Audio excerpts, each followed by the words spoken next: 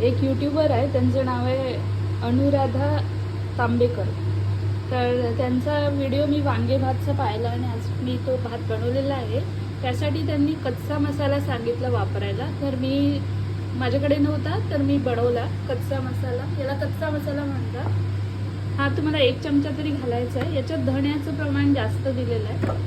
जसं आपला गरम मसाला असतो त्यापेक्षा यात धण्याचं प्रमाण जास्त असतं. आणि कोशिंबीर त्यांनी जी सांगितली आहे, नॉर्मली आपण जी कोशिंबीर बनवतो त्यामध्ये त्यांनी हिंग टाकायला लावली आहे. हिंग टाकल्याने कोशिंबीरची चव खूप छान येते.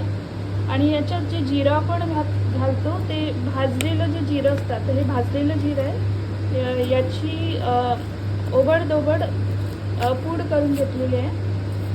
तर हे याच्यामध्ये घालायचं आहे. आणि मग टोमॅटो आणि कोथिंबीर आणि कांदा वगैरे, थोडंसं मीठ. आणि इथे मी तुम्हाला दाखवते वांगे भात झालेलं आहे.